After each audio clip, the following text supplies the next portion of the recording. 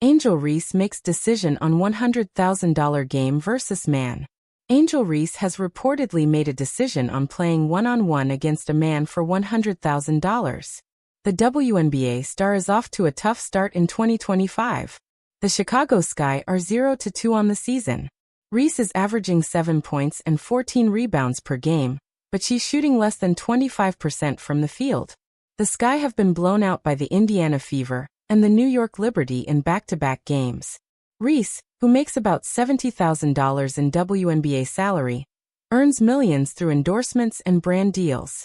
But she recently turned down a $100,000 offer to play one-on-one against a man. Outkick the Coverage founder Clay Travis recently offered Reese $100,000 for a one-on-one game that would air on pay-per-view. The winner of the game would receive the $100,000.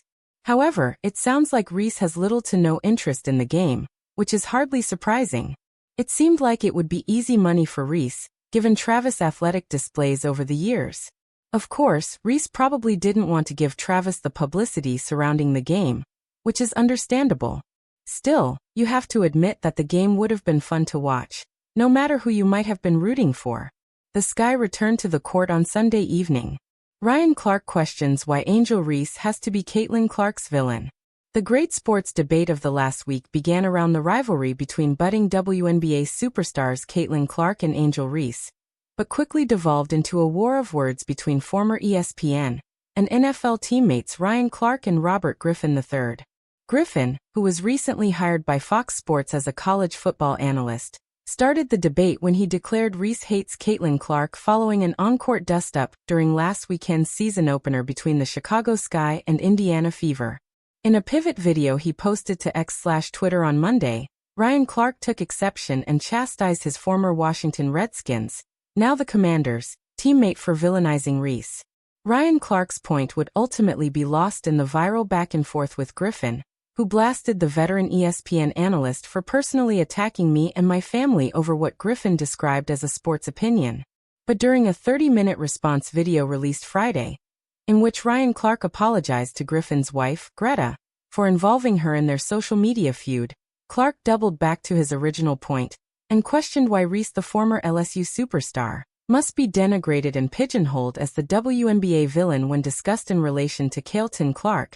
That it also doesn't mean because you love Caitlin Clark, you can't also respect Angel Reese.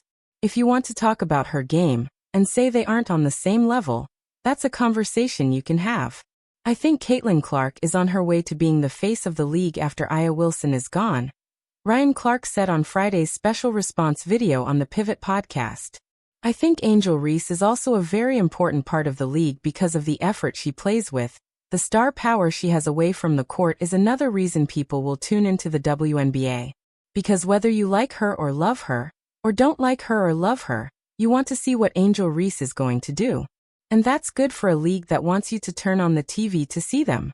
So why can't we respect both ladies? Why can't, if you're African American, you look at simply the skill set of Caitlin Clark and respect what she's going to do, what she has done, without being a coon, without being a sellout? Ryan Clark concluded. And why, if you loved Caitlin Clark and you aren't a black person, does Angel Reese have to be her villain? The two can coexist individually and be good for the game collectively, if we let them. And moving forward, I'm going to let them.